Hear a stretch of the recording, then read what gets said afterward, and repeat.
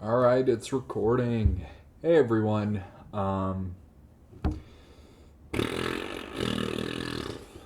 So I wanted to see if I could. I just fucking speed ran this book and it's pretty good. Um, this book. Let me show you. Actually, let me not do that. I have a bunch of tabs open, and some of them probably have shit I don't want you to see. Yeah, a bunch of them have like school shit. Okay.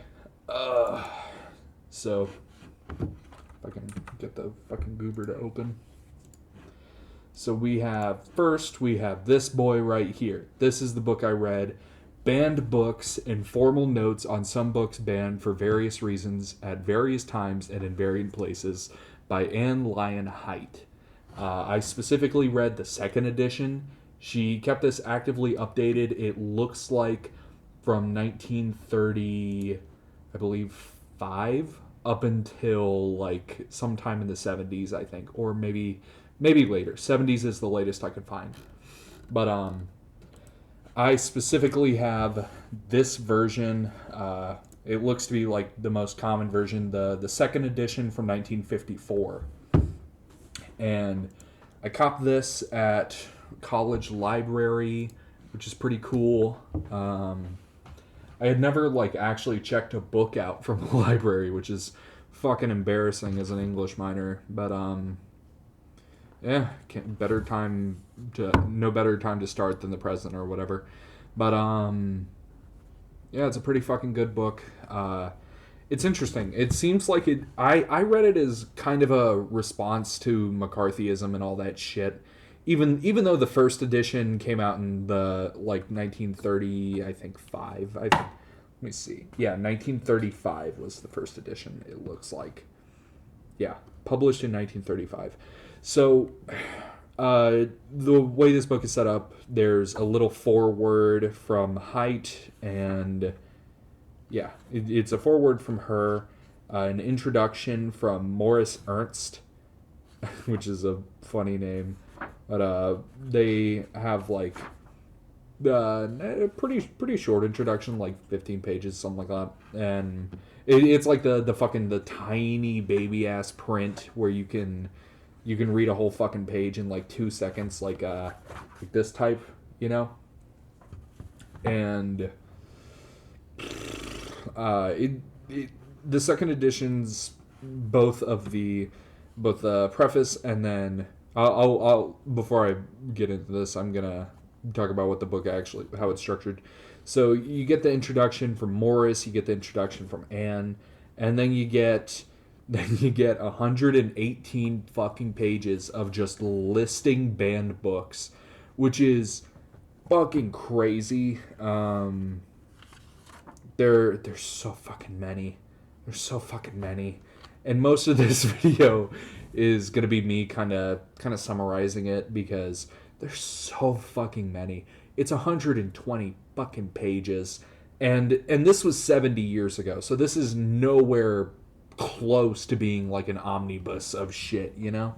Like there's so fucking many, and it's sad because it's like 90% of them are just like very generic. Here is how this works, you know? Like there's really not very much that's like crazy fucking controversial. But it goes lists shit up until page 118. Then it goes into where is this? It goes into trends in censorship, which is basically just like general categories. It goes into Nazi banned books, and then it has about 50 books or 50 authors, not 50 books, 50 authors. And it just says the following list consists of some of the most important authors whose works were sacrificed at the fires. And it's specifically referencing like books burned by Nazis, not just banned, but like books that were fucking ripped out of stores and like burned. And it's a fucking massive list. It is like this entire bottom paragraph is just names, no fucking deliberation, anything. Just Shalom Ash, comma Lyon Fuschwanger, Like, it just goes through them like that, one by one, and it's a whole fucking paragraph, which is pretty crazy. Then, let's see, it goes into... After that section, it goes into overseas libraries, which was interesting. This was, like, the main part that was addressing, like, McCarthyism in specific, because McCarthyism was still, like, a fresh thing when this was happening. This book came out in 1954, this edition. So everything about McCarthyism is very fresh and, like, actively fucking happening. So, you know, it's pretty clear, like, the author does not fucking like that. And, I mean, you shouldn't. Like, books getting banned and people being fucking arrested and punished for, like, suspicions of being a communist. It's fucking crazy. And... yeah, it goes over all that, and it basically talks about overseas libraries. Apparently, the U.S. This is an interesting thing that I wasn't actually aware of. The U.S. Where is this? Yeah, United States information libraries overseas. 2 million books stand on their shelves and visited by 36 million people a year. Purpose of these centers is to provide a balanced representation of American life. And then goes into how McCarthy sends, like, a bunch of fucking cronies to these various libraries throughout the world. Where is this? Yeah. They visited 7 European countries in 18 days and turned in the spectacular report that there were 30,000 books by pro-communist authors in the libraries. Later transpired that this was a gross exaggeration. So it's basically just going into McCarthy's a dipshit, and all of that, you know. And this was early on. This was 1954. This wasn't... I mean, this McCarthyism and, like, the whole kill the Reds, and I hate communists, I kill all communists, arrest Americans who you think are socialist. I think my neighbor's a communist, or whatever them. I think my neighbor's a communist the way he fucked my wife, you know? Like legit, these people are fucking stupid and crazy. And it's crazy to that was the whole reason I picked this book up, was because this is from 1954, and it's kind of before the insanity of the next 70 years of, like, the amount of people even today who are still influenced by, like, McCarthyism, like, those thoughts of, like, just fucking, like, violent rejection without really knowing what communism, Marxism, whatever the hell, like just a very fucking violent rejection of it. And I mean, that's kind of been ingrained into American culture through, you know, Red Scare tactics and all that bullshit. I mean, it's been an issue for 70 years. I mean, this book was written 72 years ago. This edition of the book was written 72 years ago, and this was, like, just beginning. And now we're at a point 70 years later where, like, my grandmother, like, will occasionally turn on Fox News and be like, them damn Russians, I don't trust them. And it's that type of bullshit that it keeps people stuck. And the book goes into that a bit, in, like, only like 30 or 40 pages of this book are actual work. No, it's more than that. It's like the last 50-ish pages, and then the first, like, yeah, about 70 pages of the book out of, like, 220, 30-ish. About 70-ish of them are going over, like, real thoughts and not just of a fucking list. The Epstein list. This says something about our society. Look at me using big words like society and Apple. But, yeah, it's a bunch of horrible shit, not gonna lie in here. But then it goes into library censorship, which was pretty fucked up. And let me find it. Then it goes into comic books. Then it goes into paper-bound books, which I thought was interesting because, like, this guy isn't bound in paper. It's bound in, what is it, canvas? Is that what they're bound in? I don't fucking know. But, like, the shitty, like this kind where it's, where it's paper, you know. Like those kinds of books were apparently a big revolution because they're mass produced and super easy to get out and cheap and shit. So let's see. It looks like they mentioned censorship kind of went hard on them because they're easy to access. There you go. But let's see. Textbook censorship, that was a big section. I'm just flipping through the pages. Oh yeah. I'll finish this like real summary of the book and then get into the interesting shit. But it goes into textbooks. It goes into talking about a bunch of the weird fucking laws around that. Then it goes into more of that. Goddamn. Then it kind of ends on textbooks. Then there is quotes from a few different people. The next few pages are just like really long block quotes from various groups, people that are like pro free speech and freedom of press. The main ones are Areopagitica from John Milton. We have, Statements on Freedom of Press from Areopagitica, a speech by John Milton for liberty of unlicensed printing. It looks like it's just the first 2 or 3 paragraphs of that. Then it's On Liberty from John Stuart Mill. Then it's like a couple paragraphs of that. Then it's from Thomas Jefferson. It just says writings, doesn't say what specific quote. Oh, first inaugural address. Yeah, looks like it's the first paragraph of that and the last couple paragraphs of that. Something like that.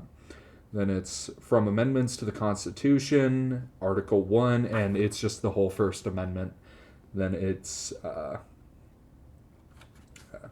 Article 14th Amendment. It's the whole 14th Amendment.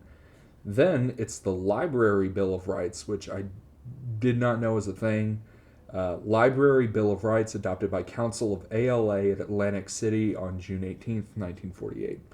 That one was an interesting one. That whole section, so from here to the end I kind of highlighted because that seems like the big thesis of the book, so I figured I'd just read out kind of the last bit of this. It puts out a Library Bill of Rights, which I'll just start it there and read it, or I go through my synopsis. I don't know. No. Good God. Yeah, but I'll just read through it. The Council of the American Library Association reaffirms its belief in the following basic principles which should govern the services of all libraries. 1. As a responsibility of library service, books and other reading matter selected should be chosen for values of interest, information, and enlightenment of the people of the community. In no case should any book be excluded because of the race, nationality, political, or religious views of the writer. 2. There should be the fullest practicable provision of material presenting all points of view concerning the problems and issues of our times. International, national, and local books or other reading matter of sound factual authority should not be prescribed or removed from library shelves because of partisan or doctrinal disapproval. 3.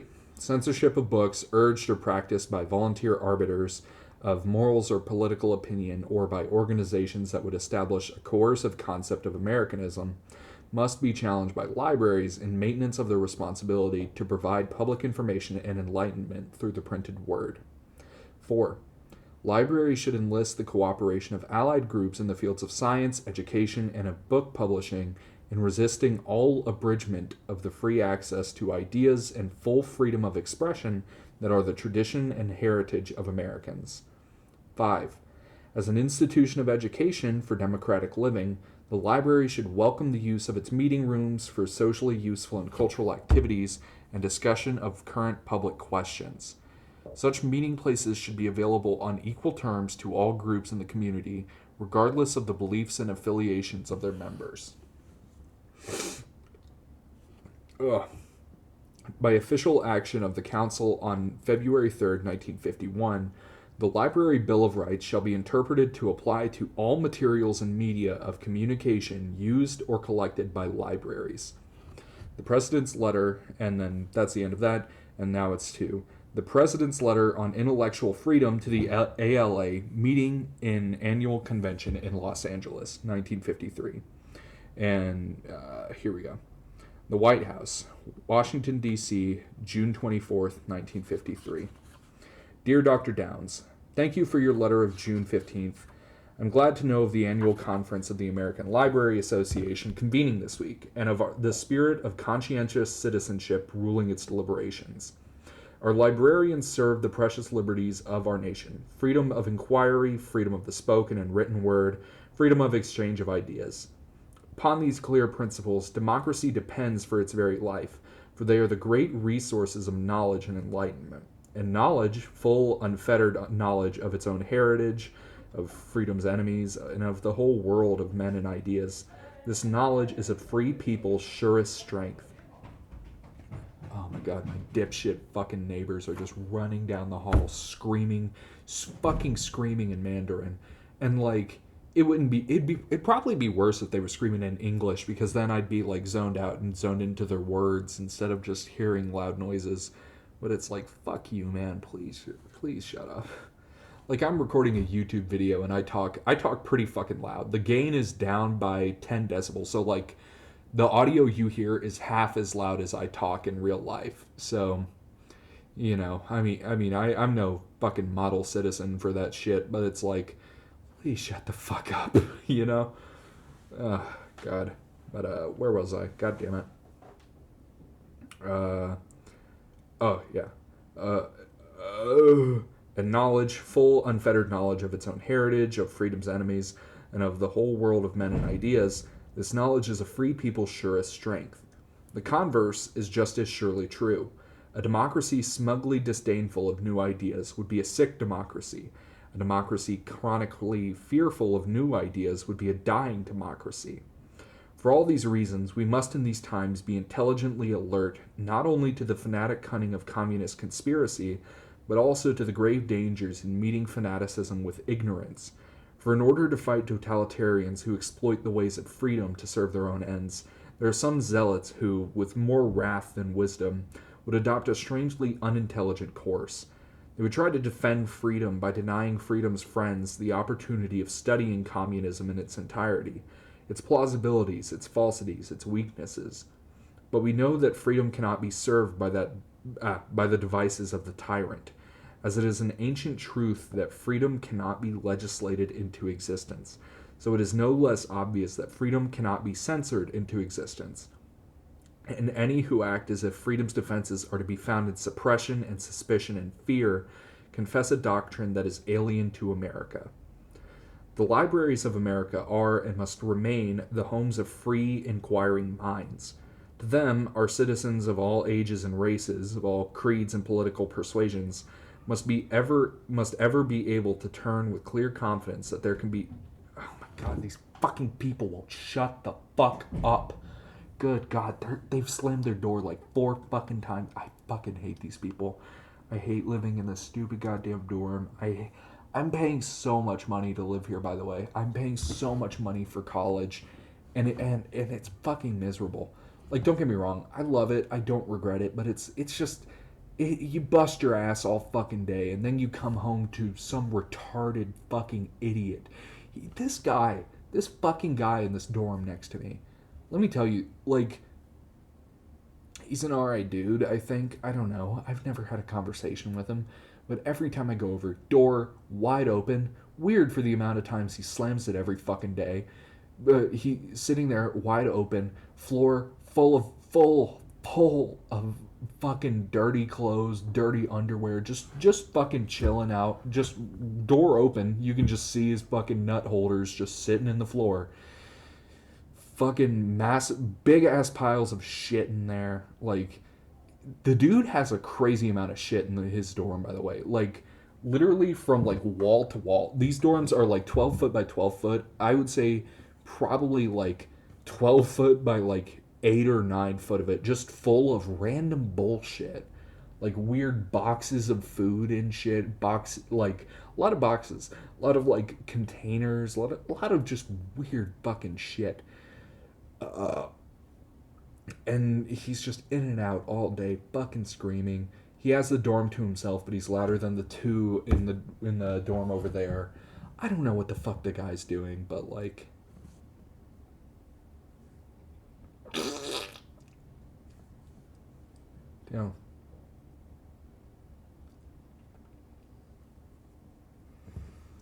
he's better than the guy who was in the dorms next to me. Might have been 2 years ago. No, I think it was last year. Oh, God, the guys in the dorm next to me last year. I always like try and get this side of the room. I've like that this year I have this room to myself because my roommate dropped out, and like the replacement one that they give you, because you don't get to keep the room you pay so much fucking money for. You don't get to keep that to yourself. You know, I'm paying $2,000 for 4 months access to 6 foot by 12 foot, so $500 for half of a for so $500 a month for 72 square feet, which is pretty fucking bad. you know. I mean, a studio apartment is about the size of like two or three of this room put together, and you can get one of those fuckers around here for like 800 a month, and it just doesn't make sense to live here. But it's the cheapest housing I can realistically find. It's the only shit that's on campus, so it's like this is the cheapest housing option on campus, by the way. Like some of the more expensive ones are literally like multiple thousands of dollars a month, and it's fucking ridiculous because it's not worth it. It's not good enough. One of my friends, he's in like the nice fucking rich boy dorm on campus, and there's no judgment to him. Like hell, I think he got a housing scholarship or some shit like that. So it's like, good for you, power on you, man. Like have fun in there, but like multiple thousands of dollars. It's something like I want to say like 2,500 a month for that fucking room, and he's getting it for free. So, I mean, if I got that shit for free, I'd take it too. But it's like that's not worth the money. Like if it wasn't for the scholarship, I have to assume that everyone in any housing that isn't this cheap fucker right here is just getting a absurd scholarship, because it just doesn't make sense. Like financially, barely makes sense to live here.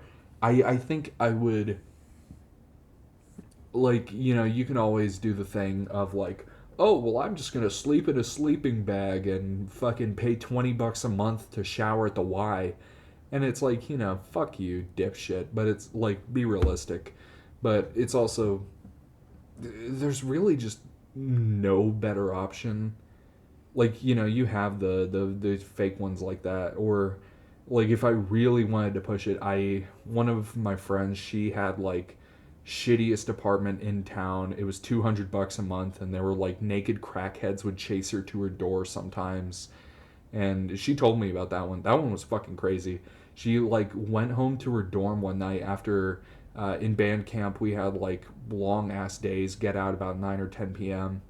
and she went back to her like apartment, and as she was like walking up to her house, like a naked man, clearly high off his ass, like ran at her with a knife. And it's like, you know like, is that really what we got to do to have not the most expensive fucking housing in the world? Like those are really the options, and it's just like, fuck me, man. Like the options are: pay infinite money for a gentrified shithole, pay a reasonable amount of money for rent on the tiniest fucking room imaginable, or pay a pretty good amount for a pretty decently sized apartment in the shittiest possible neighborhood you can even fucking remotely imagine. And I mean, middle ground is kind of what I'm stuck with, but it's like, fuck can I do? um Ugh, God.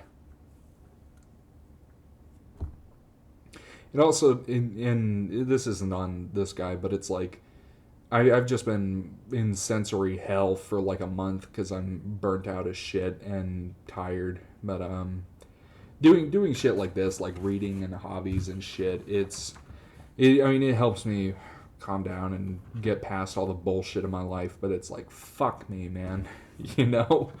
God. All right, let's get back into this because. Yeah, I'm sure you clicked on the video about a book to hear me bitch about my life. God. Alright, where was I? I have no fucking idea where I was. I'm going to start at the last paragraph, page 136. The libraries of America are and must ever remain the homes of free, inquiring minds. To them, our citizens of all ages and races, of all creeds, political persuasions, must ever be able to turn with their clear confidence, that they can freely seek the whole truth, unwarped by fashion and uncompromised by expediency. It's a cool word. For in such whole and healthy knowledge alone are to be found and understood those majestic truths of man's nature and destiny that prove to each succeeding generation the validity of freedom. Sincerely, you'll never fucking guess who wrote this shit. Dwight D. Eisenhower. What the fuck is this guy doing? Also, it's crazy to think McCarthyism happened. Bro, you were the president. Where the fuck were you at? Where they at, though? Like, this man was the fucking president of the United States, and he was like, yeah, somebody should do something about this censorship shit. Bro, you are literally John America. What the fuck do you mean? Yeah, these are important. Somebody should quit that censoring crap. You're the guy. Like you run it. And then let's see. There's more quotes, but that kind of read like the big thing to me was just libraries important, censorship bad. That's kind of the general moral of the book. Let's see. Where did I put? There it is. I put this little keep this coupon as a bookmark, and I couldn't find where I put it.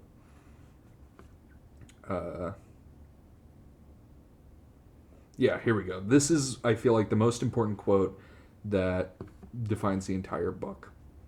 Creative thought is by definition new, and what is new is different. The bearer of every new thought is a rebel until his idea is refined, tested. Totalitarian systems attempt to maintain themselves in power by the ruthless suppression of any concept which challenges the established orthodoxy.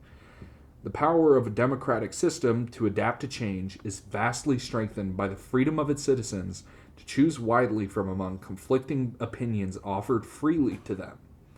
To stifle every nonconformist idea at birth would mark the end of the democratic process. Furthermore, only through the constant activity of weighing and selecting can the democratic mind attain the strength demanded by times like these. We need to know not only what we believe, but why we believe it. And that's pretty cool. That is, I think the most important thing that we get out of it is, I mean, just the general idea of like, it's important to have good idea. Good ideas are good because they are good. Good fucking God. I'm just stupid. But,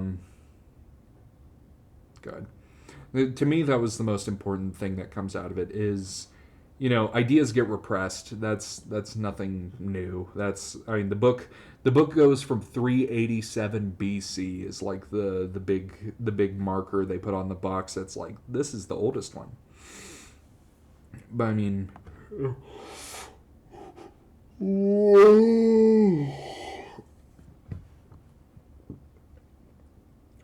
that's the big thing is like, or at least to me, that was what came off as a big thing is like totalitarian systems, blah, blah, blah, blah, blah, blah, blah, blah, blah, blah, blah, is all of these people trying to repress, ban knowledge, burn books, do all this shit. They're doing it because they're fucking scared of change. They're scared of losing power.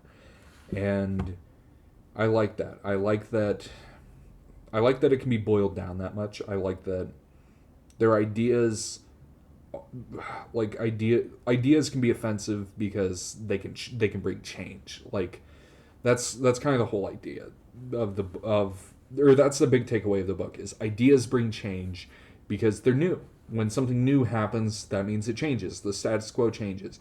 When we were all fucking apes throwing rocks at banana in tree to get banana, the first monkey to put rock on end of stick and poke banana, that was the biggest change fucking ever. You know, like all of these monkeys' ways of life changed. Instead of beating rocks against each other for smaller rocks, you take the rock and put it on a stick now. And you get what I'm going for? Like ideas bring change, and change is bad for totalitarians because they want everything to be uniform. They want everything to be something they know and can control. And I like that it's really interesting because it sets up a dichotomy of thinking being like creativity. Thinking is being uncensored versus you have like to censor, to do this is to not think, is to actively shut that shit down, you know? And it's interesting. I like it. And the book goes on for like 40 more fucking pages for some reason. I don't know why they did that, because like that fucking marker to me was like, that is the biggest thing you're gonna get out of this. And the last 20-ish pages are like references, references to bibliography. Then it's like index, and then you know all that shit. But the one thing I thought was interesting that they put in was the last 10-ish pages are just a full fucking reading of the U.S. Postmaster General's Code for like what books are allowed through U.S. Customs. And I could read through it, but there's no point because it includes pretty much every definition it gives for like, this book is allowed through customs, this book is not allowed through customs.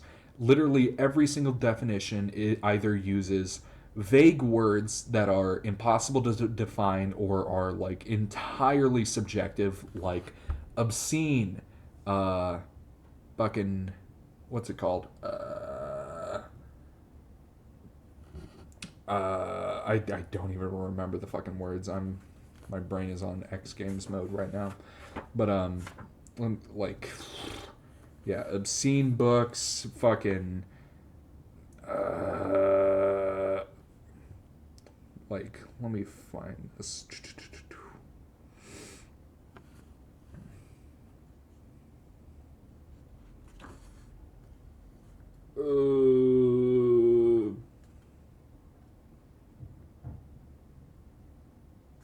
Yeah, but there was just a bunch of words in those definitions like that the fucking the postmaster shit gave, that every single definition they gave for like this isn't allowed in had a little tack on that was like, at discretion of Postmaster General or U.S. Customs officer in charge of like patrol or whatever. And it basically gave a leeway for like, if we don't like it, it's not getting in. And yeah, which is pretty fucked. I don't know why they even bothered putting in the full definition, because if it were me, I think I would have just included the little contradictions and not contradictions, like the little oh yeah, and by the way, we can get rid of whatever we want. And because literally the entire thing effectively falls under, fuck you, I can do what I want, I'm postmaster, and if I see something I dislike, you're getting noob tubed. But yeah, it's kind of all the book has. But now I wanted to get into the 120-page list of banned books. So I summarized it. I took all 120 pages and boiled it down. And let me pull up the Google Doc. The Google Doc. Now, I'm just going to read through it. None of this is in any particular order. I'm not going to lie, I just put thoughts in as I had them. So the common banned categories. I'm not going by time period. Yeah, I'll vaguely mention time periods. So, commonly banned categories we have religious character depictions. This was the most common one in like the really old shit. It was basically just like different countries would be like, oh, I don't like this depiction of, this saint or this specific pope or this specific, whatever the fuck. Like, like if I flip to early pages, there, where would I find you?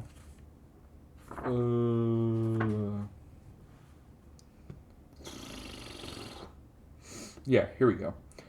Italy, Rome, 553. I just flipped to a random page. Emperor Justinian issued a decree commanding exclusive use of the Greek and Latin versions of the Bible, forbade the Midrash, but accepting the Hebrew exposition of the Old Testament. Like shit like that. There's a bunch of you say something about my religion I dislike that gets banned. That is pretty much everything before like 1500-ish. Pretty much everything falls into that. Very, very few things are outside of that. Like almost like pretty much nothing. There's a few things, but almost everything banned pre. I said 1600. That's yeah, close enough. Like everything banned pre Middle Ages, I'd say, is religious. It's you said this about my religion that I dislike, so I sentence you to 5 trillion lashings. Like, you get it. Let's see, anti-authoritarian / fascist literature. Yeah, I mean, I even wrote like self-explanatory. Yeah, fascist governments ban readings of shit that gets rid of fascism. Whoa, fascism bad. Books on fascism bad, banned by fascist dictator. I mean, fucking hell. What do you think? But third category, I really don't have anything to add. It's just like, yeah, no shit. Third category, obscene. This is the big catch-all term. It's used for fucking everything. It's obscene can be anything from like I whip my dick out and nutted all over the paper to like a woman was on screen and said a word. It can really be anything, and that's the whole point of obscene.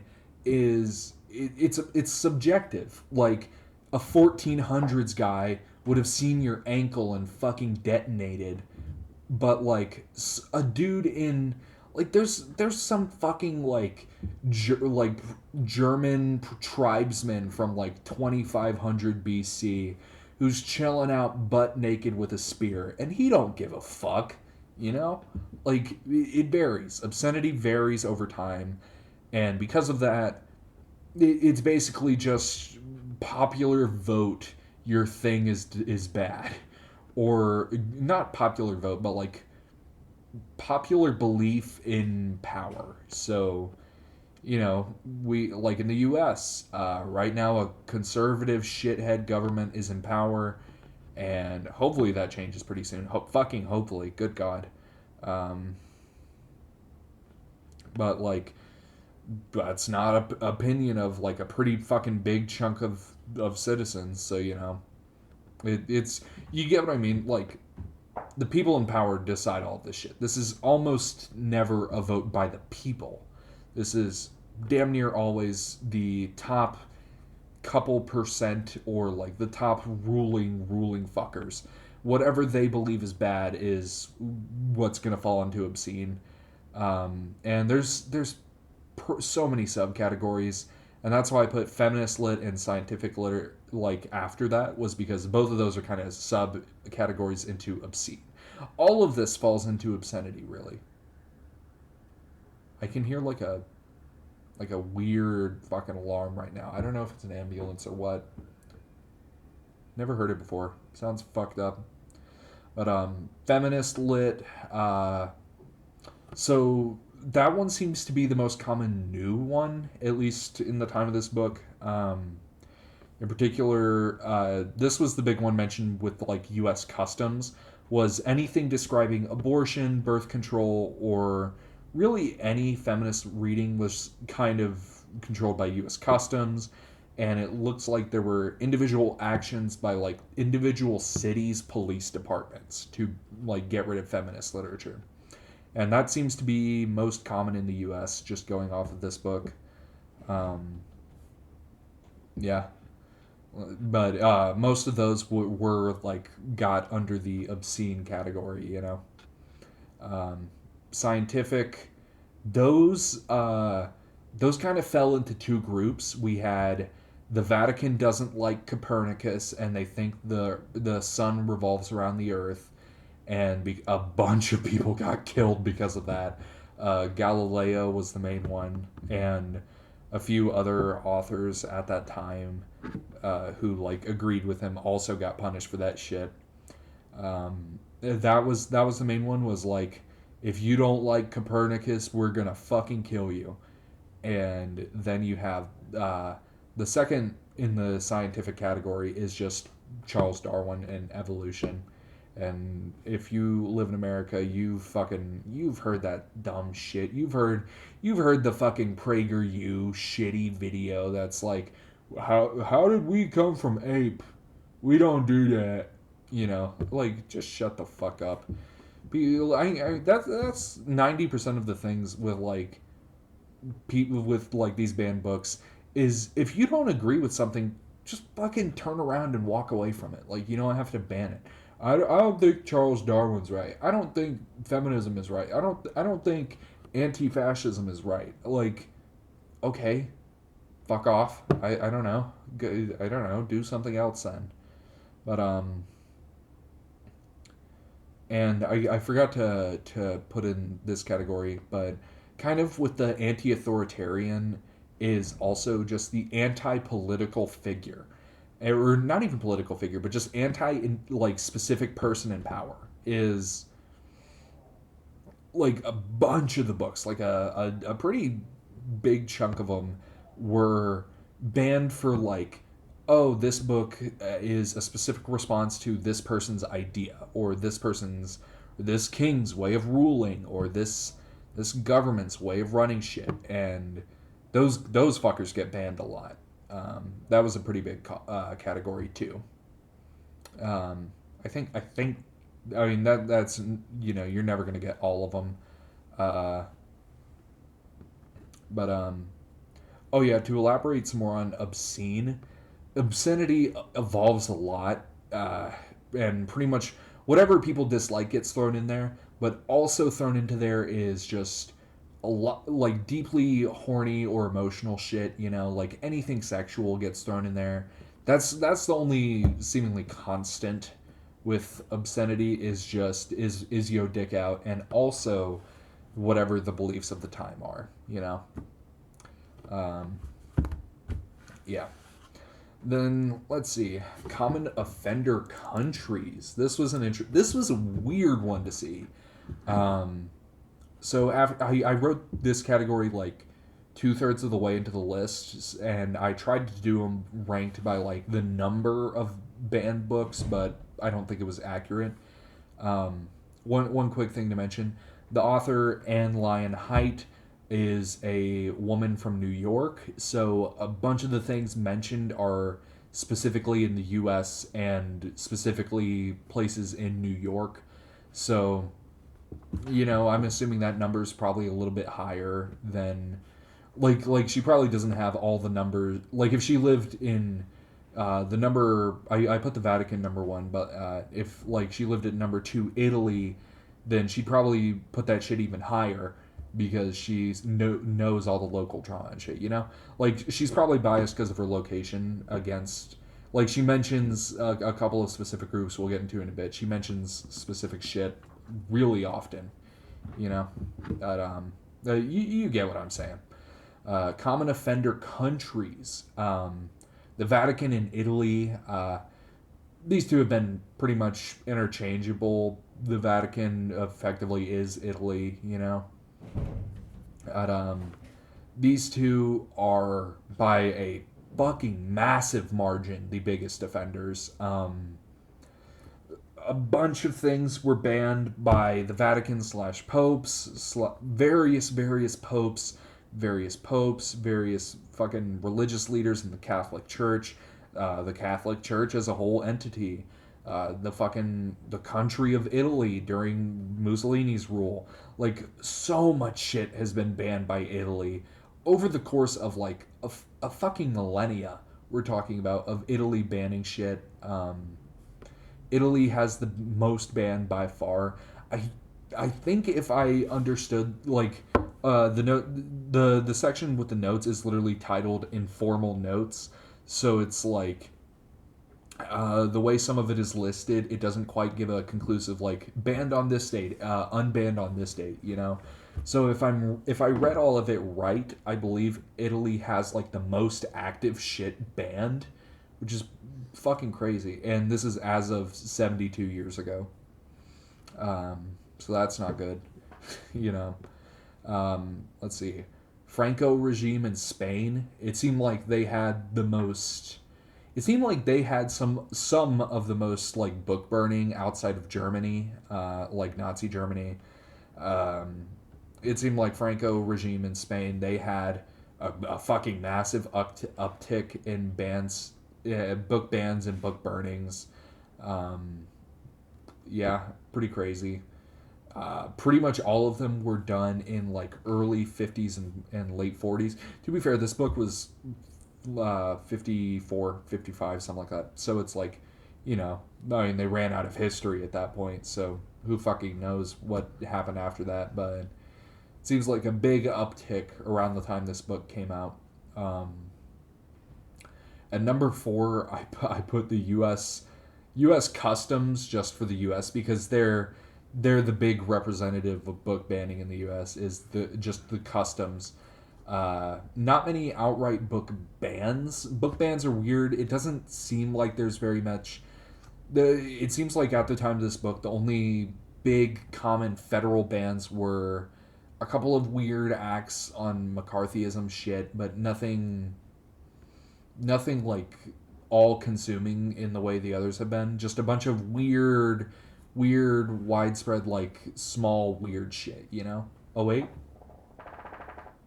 Dude, I just farted. But yeah. Customs has like a scary big control of what ideas can and can't be imported into the US. Um I don't know if that's still a thing, but at the time of this book coming out, it was like a fucking scarily all powerful thing. Like they just outright decide what books do and don't get into the country, and there's no real rules to it. It's effectively just if we like it, it gets in. If we don't, it don't. And that's pretty fucked up. And it seems like they have the most outright bans out of anything.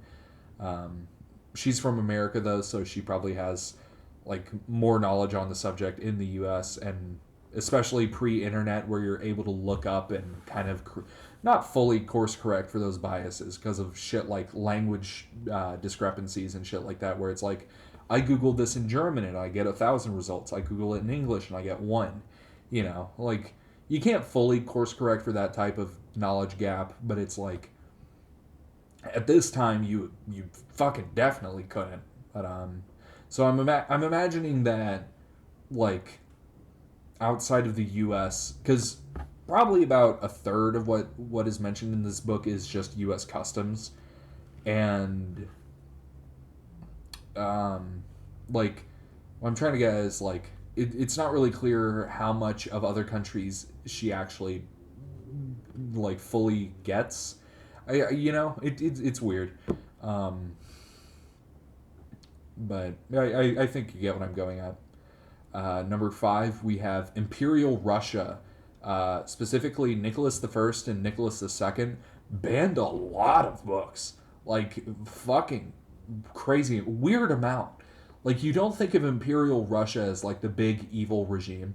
You kind of think of them as, like, vaguely bad enough that like the Soviet Union, something had to change. Like revolution had to be had, but then you get like I think it's just because of the fact that I'm American, that like I was probably raised with like a slightly more positive view of Imperial Russia than I don't know. I've never fucking read a history book on Imperial Russia or whatever, but I don't know. It's just kind of shocking to me how they're banning a lot of shit. Um, Pretty much every category that I mentioned earlier had one or two bans from just Nicholas the First and Second banning shit. Um, Lots of bans from them. Nazi Germany, they got their own section because there were just so fucking many. They got their own section in the book, and can you see my screen? I don't remember. Yeah. Uh, I wrote it down, the names of all the authors. Like fucking look at it, man. Like all the rest of these, they have like a pretty big amount of authors that are, what banned and all that shit. But Nazi Germany by far the biggest offender with that shit. And their bans were the most severe because they were just outright burning the books instead of like, oh, you can't sell this at this public store in this category. No, it was like you outright just fucking burn them. So so that's pretty fucked up. Um, Damn. Uh, USSR, they didn't get mentioned too much. They were only mentioned probably like 8 or 9 times. But also, they're only like a 30-year-old country at the time of this book being written. So I don't know. Maybe given time, they would have fucked up more. I don't fucking know. Mostly focused on religious books and Western authors. Yeah.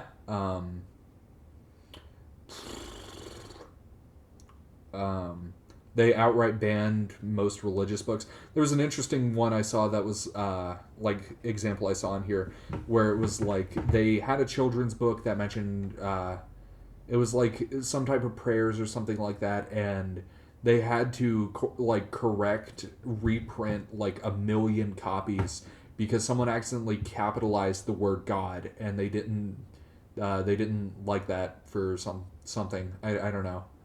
I don't know why a fucking capital letter makes a difference between good and bad, but like, fuck, whatever. Um, that was the most interesting. That was one of the most interesting examples to me. It was a weird one, but Ireland, yeah, Ireland got mentioned a fucking lot. Like, and all of theirs were like modern. I think the oldest example in there was like 1940. All of the examples were like, yeah, a month ago Ireland banned this. And it's like, what the fuck is going on in Ireland? Um, yeah, that was fucking strange. I think they were actively mentioned. I say like banned more than some fascist regimes. I don't know if Ireland's government was fucked up in the 50s. I don't know, but they banned a lot, like a scary amount more. Like I mentioned, like the Spain's fascist regime, they banned like significantly more than them. But I noticed all of the bans mentioned by them weren't really elaborated on. Like, it was just like 1953 banned in Ireland. Like that was pretty much every mention.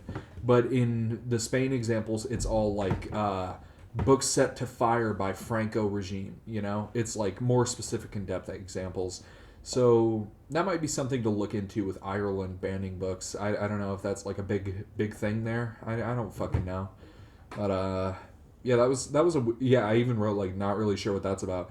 Yeah, no fucking idea. They did that shit. Don't know what that was.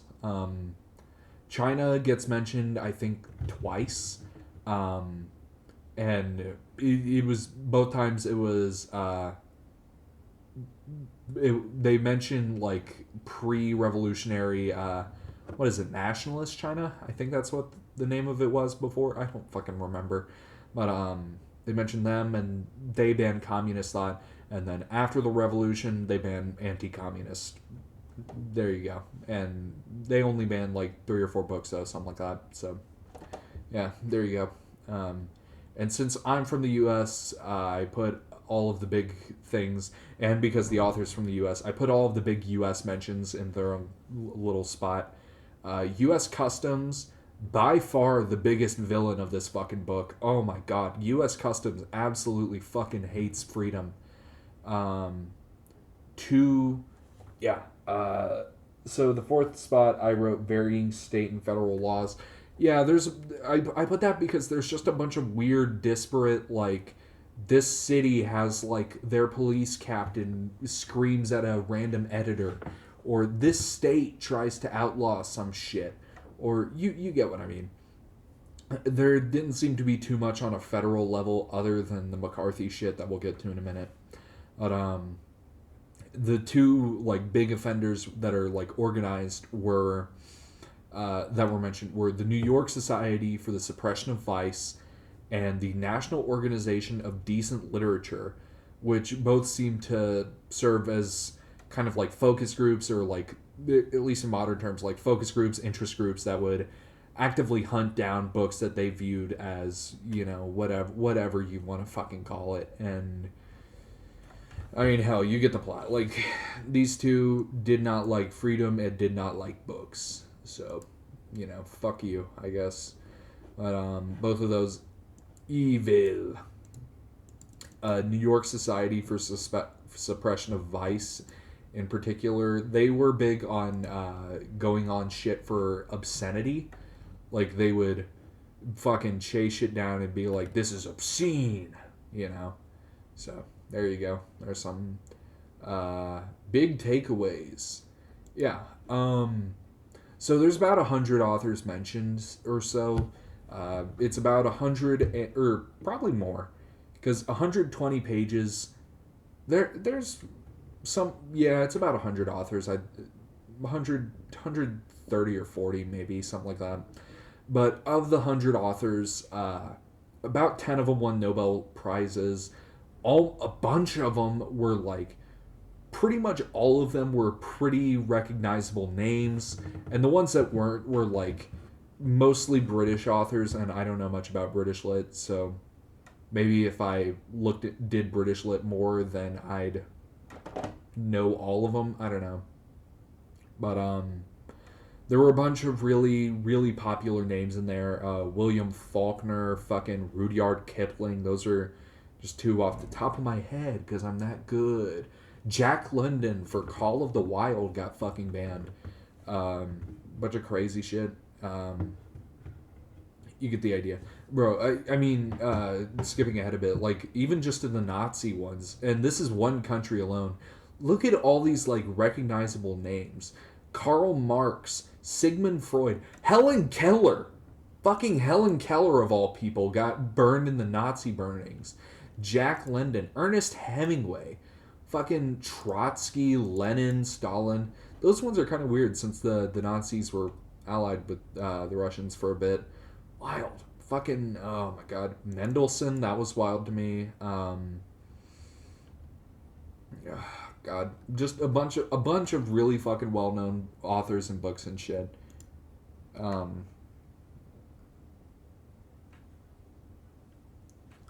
god. But yeah, a bunch of these guys are like really well known. Fucking bunch of them had Nobel Prizes. Bunch of them have Pulitzers. A bunch of them are just like world class shit, you feel? And it seems like damn near every banned book is pretty fucking good and important. So the general thing I got out of this is if a book is going to be banned, fucking find it and read it immediately. This is important. The only example in the entire list of hundreds of books, like there's about 100 authors, there's probably like 400 or 500 books mentioned in here, and she missed a bunch of them. Like, she explicitly states at the start, this is just like a collection of them. This isn't all of them. This is just big notable ones. And of those, only of like the hundreds of books mentioned, I only found one that was like bad and encouraged horrible things, and that was Mein Kampf from Hitler. Kampf, yeah.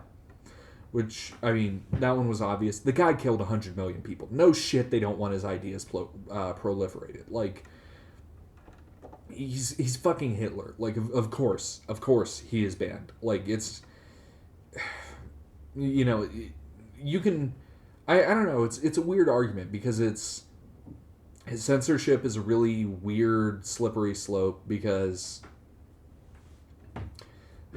if you ban ideas that cause bad things, then that can become a subjective. But like, he killed 100 million fucking people. So yeah, it's a weird one because censorship is always bad, except for when you fucking kill 100 million people. I don't know. You know what I mean?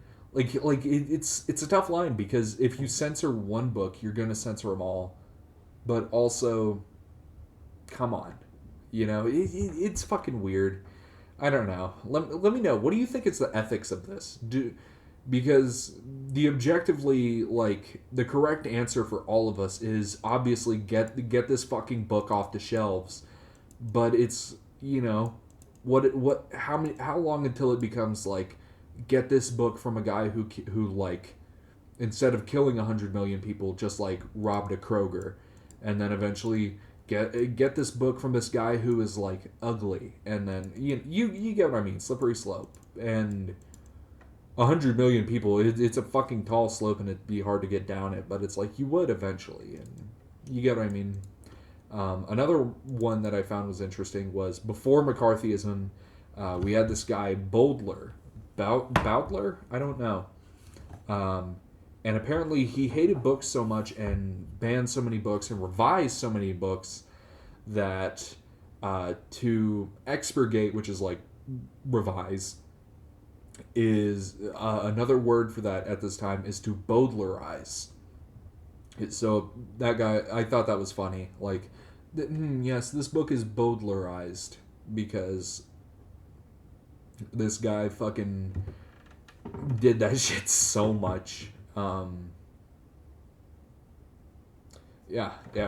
But that was a pretty big takeaway from this whole thing is just fucking hell. Banning books is very easy to do and it's very bad. But also, you can see it. Dwight Eisenhower based.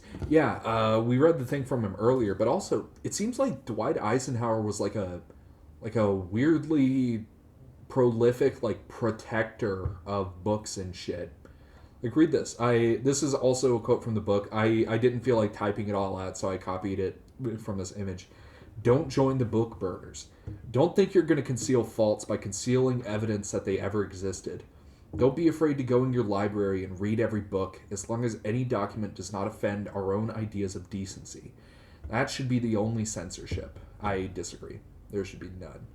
How will we defeat communism unless we know what it is, what it teaches, and why does it have such an appeal for men? Why are so many people swearing allegiance to it? It's almost a religion, albeit one of the nether regions. I like how he said, that's your god? That's your dick and ball god. And we have got to fight it with something better, not try to conceal the thinking of our own people. They are part of America, and even if they think ideas that are contrary to ours, their right to say them, their right to record them, and their right to have them as places where they're accessible,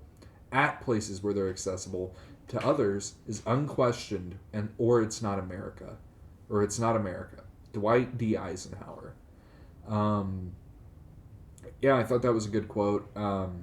I disagree with him on communism because, none of the people who were around back then knew, really concrete, set in stone, knew that capitalism would take us to here, where we're all living in shithole hell and paying $5,000 a day for Spotify and YouTube and this and that, and everything in your life is commercialized to hell.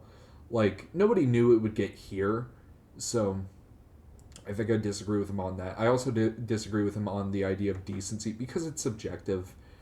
And, decency is subjective, so I mean, it sucks because it's like there are things that personally you like. It's weird getting to subjective views because, like, in my mind, you have like whatever you view as indecent, and I have whatever I view as indecent, and it's fucking weird having to accept like that's just something our brain made up to be like, why you don't like that, you know. Um, yeah, it was a pretty good book.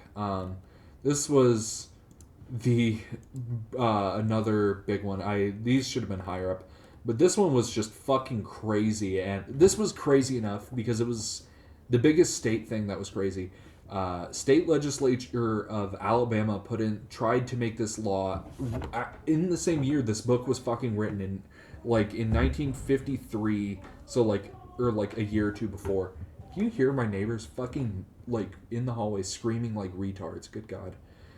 No textbook will be adopted, ellipses, without a statement by the publisher or author indicating that the author is or is not a known advocate of communism or Marxist socialism, struck down by Circuit Court of Montgomery as in violation of 14th Amendment.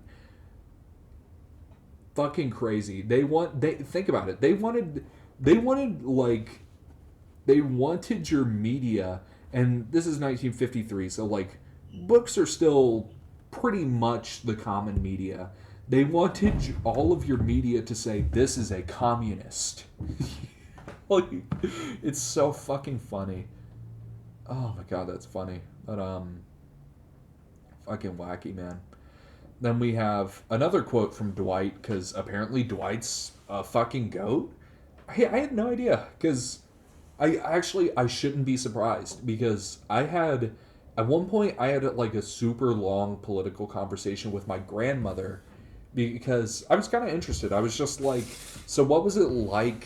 What were these figures like in their time? You know, we talked about fucking mostly just various presidents from her youth, and I was just like, so what were they like? You know, because you hear about them in the news, you read like, oh, they believe this, this, and this, but it was interesting to hear her takes on them because it really was just all over the fucking board. Like, she's a very, very staunch fucking conservative, old white lady bullshit.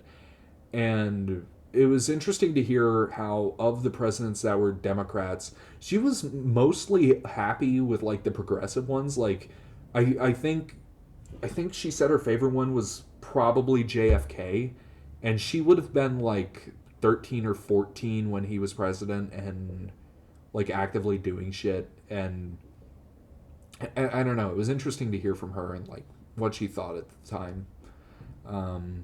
But if I remember thinking about Dwight because she mentioned him and was just like, yeah, he seemed like kind of a dickhead. And I guess it makes sense that like a guy who is seemingly pretty progressive question mark on paper about this subject, I guess it makes sense that such a like a modern day staunch conservative would be kind of against that. But I guess it would make sense. But here's the quote from him anyway. A democracy smugly disdainful of new ideas would be a sick democracy. A democracy chronically fearful of new ideas would be a dying democracy. That was another big takeaway, is just free flow of information is fucking vital, and free societies, democracies, all that shit, whatever you want to call it, all of that shit, it is necessary for complete open marketplace of ideas. Because if we don't have that, then it's immediately going to go into fucking totalitarian bullshit where it tries to kill change.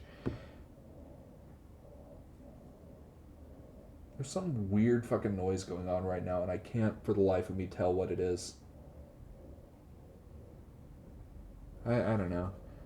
It's like something, I think, above me.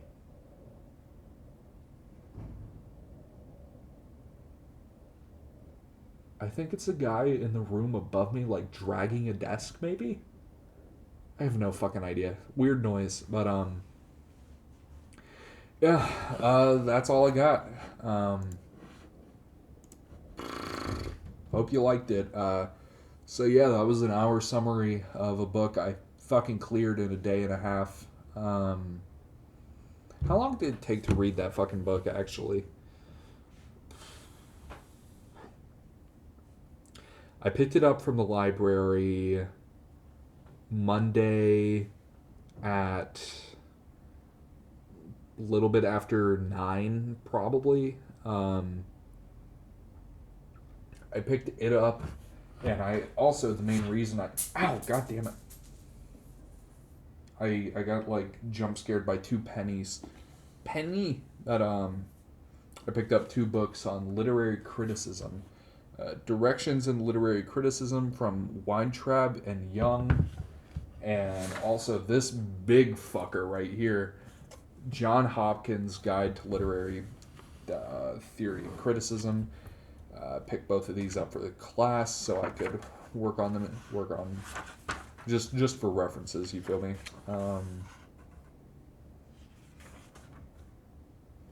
Dude, this is gonna take so fucking long to read. Because, like, I do want to read through all of this shit, but it's... Look how fucking long this shit is. How many pages is this? Let's find out. How many real pages is this? Alright, let's skip through all of these fucking references.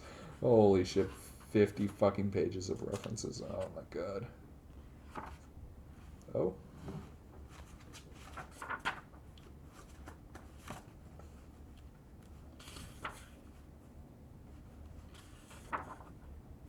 Hey, 950.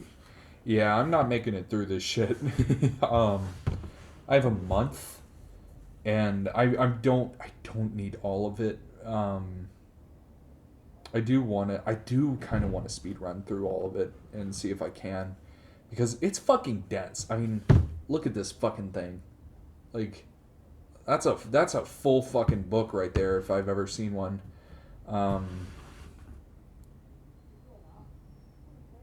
Damn. But I think what I'm going to do is this small one, I'm going to try and clear through it in next, let's call it 4 days, something like that. I don't know. Let's see, how many pages are... How many pages are you? 250. Okay, it's not undoable.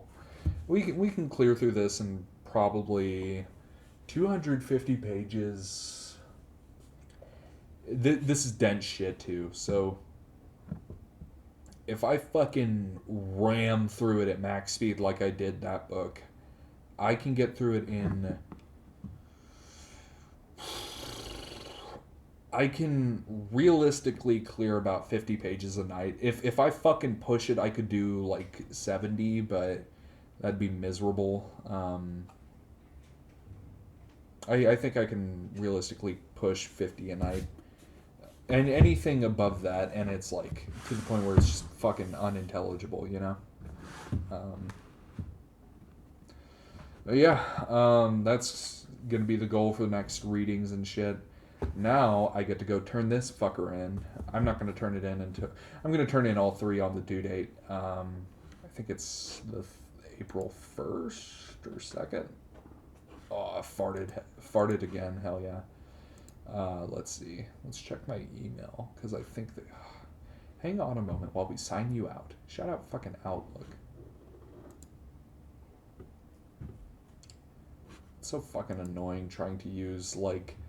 I fucking hate the Duo 2-factor authentication. Like, fuck you. Oh my god. Like I would rather some fucking hacker have access to my shit. I would be more okay with that than I would be with any of the bullshit. Oh my god. Ugh. God.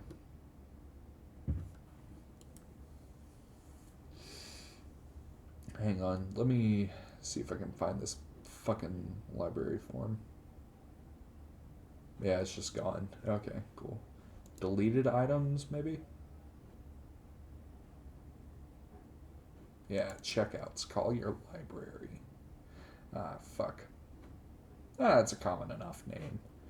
due 4/1/26. Okay, yeah, they're due in a month. All right. Well, thanks for watching. That's all I got. Here we fucking go. I'm gonna try and clear through the green book. I'm gonna be able to clear through it. The purple book, I want to clear through it, but it's so fucking dense. Oh my god, that thing is dense. Good fucking lord. Who even writes, like, to write that long of a fucking book on any subject is pure schizoid shit, you know?